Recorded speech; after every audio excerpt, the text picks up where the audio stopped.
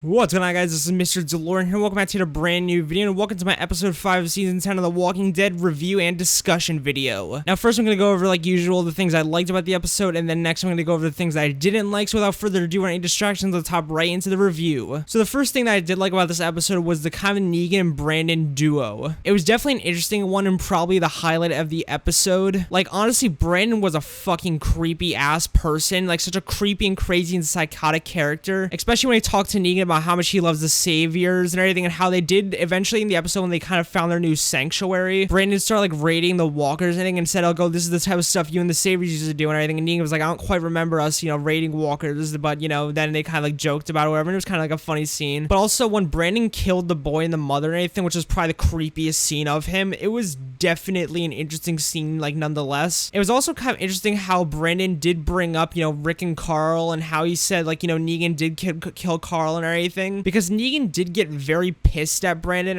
like, he didn't, like, scream at him or anything, but he did, like, get very, tensed up and everything, and kind of got, like, a very angry face, and he pretty much did say, like, kind of, I'm gonna paraphrase it, but I think he did want to say and everything that Carl was a good kid, and that he was a badass and everything, and 10 times more of a badass than Brandon will ever be. I also thought it was very cool, but also creepy when Brandon gifted, like, Negan Lucille and, his jacket, or, kind of the new Lucille and everything, not, like, Lucille herself. Also, something funny is about this episode, especially when every time Brandon even talks or even just does anything, like, towards Negan, is Negan either gives off the emotion of looking extremely creeped out, annoyed, or just pissed off at him. Like, he just looks, like, most of the, like, the main emotion I think he showed, like, during, like, towards Brandon, I think was just, like, honestly, just pissed off and annoyed, which it was. Like, his reactions to Brandon, just everything he did was just hilarious. Also, when Negan did kill Brandon, I thought that scene was very, like, it was very cool, especially when Negan, discovered that Brandon did kill the boy and the mother, which I will talk about, like, Negan and the boys, like, kind of like duo or connection, kind of like, a bit later on in the video. But I thought that scene when, Negan came and everything, it was so creepy, but so just fucked up and psychotic, but also really cool, especially when Brandon was about to say, "I'm Negan," but then, Negan brutally fucking bashed the shit out of him, grabbed Lucille and everything, and, his jacket and just booked it. What's something kind of weird about, like, Negan, like, just leaving the boy and Brandon and his mother and everything murdered, is I do feel like it's kind of bad for Negan, especially since, like, God forbid Michonne, Aaron, Daryl, Carol, like, any of them find that, like, especially if they find Brandon, because they know Brandon is supposed to watch Negan, they're probably gonna think Negan killed all three of them, which is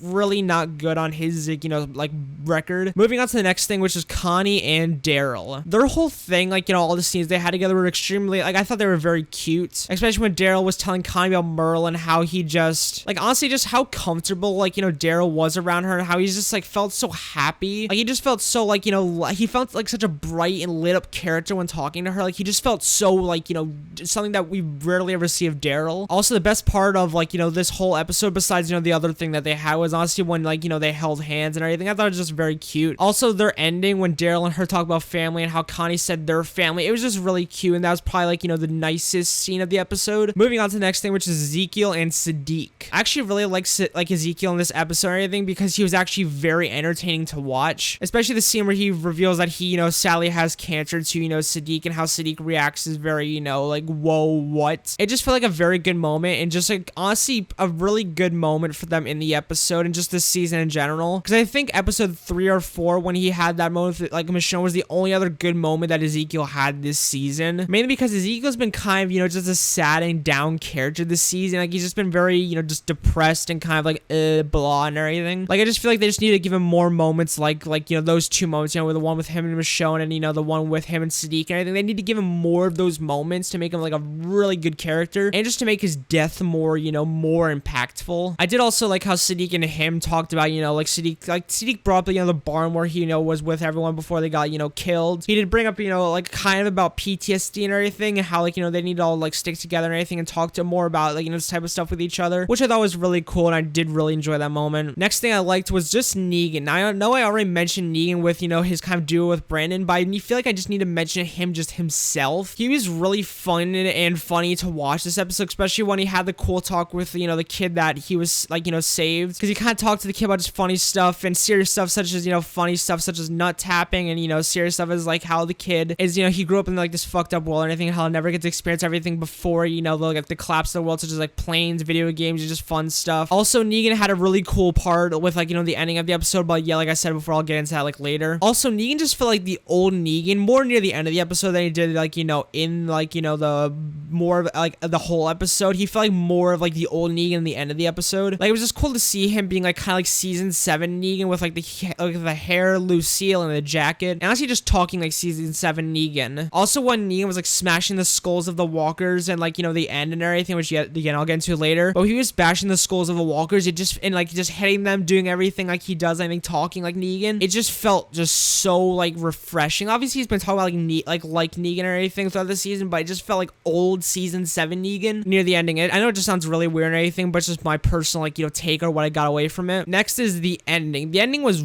like honestly so fucking cool and like good in my opinion. Like, it was such a good like way to, it was such a good cliffhanger, which like I said like in my past video, like this show has a very difficult time getting really good cliffhangers, but this cliffhanger was such a good one. Like I mentioned before, how Negan was acting like old Negan or anything while hitting the walkers with the bat, and you know, just so fucking cool and fun, which like, you know, the ending was really cool and fun. But that's like just when he's about to kill like a whisper in the woods and everything, he gets thrown to the ground by like Beta and everything. It's just like that scene where they're both like staring at each other was just like so cool. And I think because, you know, it's Beta and Negan meeting like probably the best meetup in, you know, like the Walking Dead comics history. Okay, I'm going a bit too far in that like, you know, sense, but it was a very cool meetup. Also their dialogue is like the only dialogue that's really spoken is by Negan or anything in this ending, which is where like the like episode ends and it's the cliffhanger. But his dialogue where it's like, okay, big ass freak, let's do this. It was just so Negan. It was just so fucking cool and badass. This is while editing the video and everything, but I did forget to mention Aaron, you know, meaning Gamma, and the Whispers this episode. So the Whispers this episode, like, you know, involving Alpha and Beta, I thought it was very kind of, you know, it wasn't that entertaining, but it, like the moments where they were shown were kind of cool, especially when this like one Whisper that Alpha and Beta were training to, you know, like skin the Whisper mask and everything, kind of like, you know, gave him a suggestion. And I don't know why, but I actually really did like this Whisper. Like, he actually did seem kind of cool. Like, I don't know, there was something that I did like about him, and it just kind of sucked when he died, because I was like, oh, okay, wow, he actually did look pretty cool, and actually he sounded interesting. But then, you know, Alpha had Beta, you know, Alpha, you know, did cut his, like, you know, legs and everything, and then Beta, you know, cut him in the back, or stabbed him in the back of, like, you know, the throat. But that was kind of, like, you know, cool nonetheless and everything, not, like, too massive. But Gamma meeting Aaron and everything was super, super cool. It was really cool because, like, also, Aaron was very nice to Gamma, because obviously, like, if you guys don't see the spoiler video or anything that I did, like, you know, release, Gamma basically is, you know, in the, like, the woods and everything, stabbing a walker constantly, because that is something I do want to mention before I get into the other thing, is Gamma's, like, stabbing, like, the walker, and, like, getting kind of flashbacks of everything that Alpha's done to, you know, like, pretty much damage Gamma's life, kind of. And I will release a theory video on this eventually, but I do feel like Gamma is going to go against Alpha, considering that, like, she does have some kind of, you know, angered feeling towards her. While Gamma is stabbing this walker, like, viciously and everything, while getting angry about Alpha and everything she's done, she doesn't end up cutting her hand and everything, and, you know, Aaron comes out of the woods and, like, you know, throws her some band-aids, tries to make some conversation with her, which I thought was very, very just nice, calm, and cool. Obviously, Aaron's just, like, making normal conversation, like, oh, my name's Aaron or anything, oh, I know you guys don't do the name things anymore. It's just kind of, you know, it's just fun. It's just fun and interesting, and, you know, there's nothing really else to say about it. But I do feel like, yet again, another theory video that I possibly will make or anything, but I do feel like there'll be more with Aaron and the Whisperers, just them specifically, mainly because there is a lot of moments in this episode where, you know, the man with the metal arm, aka Aaron, is mentioned by even Alpha, Gamma, and, you know, a decent amount of other people even throughout the season. Moving on to the things that I didn't really like about the episode, the stealing supply culprit. So in this episode, we find out that Kelly and Magma have been stealing supplies from the hilltop, like kind of like fish and, you know, just random supplies. For what reason, I don't even think they even really cared to say the reason that they were doing all this stuff. The scene where Daryl and Connie found, like, all the stuff, like, you know, that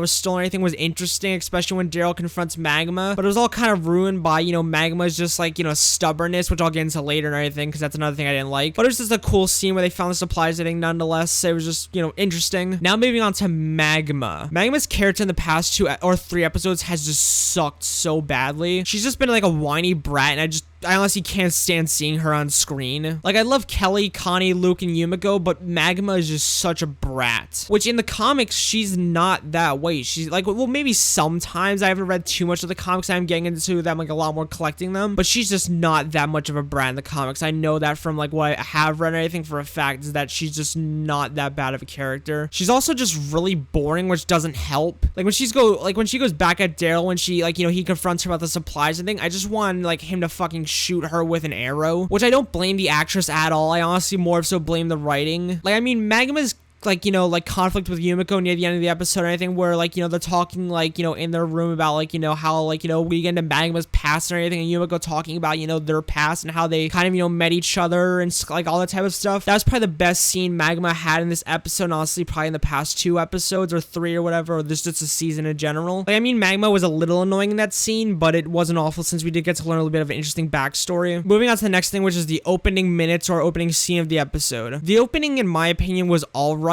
Like, I mean, the effect on how they made Kelly going deaf and everything, how the screen was getting warped and everything was actually kind of cool. And it's like her going deaf in general is just like I guess you could say a cool little, like, I guess you could say, I'm not sure, like, disability to her character. I think that's like the best word I could think of. It just felt like it went on for too long, you know? It just felt like the pacing just wasn't, like, there. Also, I'm confused on why Kelly killed that boar. Like, don't they already have tons of supplies from the hilltop and just at the hilltop in general, especially with, like, the cargo they've been stealing? It just didn't really make much sense to me. I do have to say, though, that the ending of the opening when, like, you know, the walker approaches Kelly and puts his hand down on, like, Kelly and, like, you know, like, her head. Like, I thought that was kind of a cool cliffhanger, you know, to get everyone, like, hyped for the episode, like, oh, what's gonna happen? I thought that was pretty cool. But that is the end of my review for episode 5 of season 10 of The Walking Dead. Like I said, like, you know, as you can tell by this review and everything, this episode was actually, like, probably one that I did really like. Not the best, but like I said, I did like, you know, Negan and Brandon. I especially like Negan in this episode, especially, you know, they're kind of teaming up, how Negan killed him. I also did like, you know, the cliffhanger of this episode where, you know, Negan and Beta meeting. Like, I'm so excited to see where that goes in the season. And Daryl and Connie, like I said, were pretty good, but Magma, But yep, that was the end of the review, and I think I hope you guys did enjoy the video. Make sure to like, comment, subscribe, and make sure to comment down below what your favorite moment of the episode is. Did you like, you know, Daryl, Connie, or did you like Negan and, like, you know, Brandon, or did you like Beta and Negan? But like I said, besides all that, make sure to like, comment, subscribe, and make sure to leave a review if you guys are listening to iTunes and the podcast formation. Yep, I see you guys later. Peace, my muse, and peace out.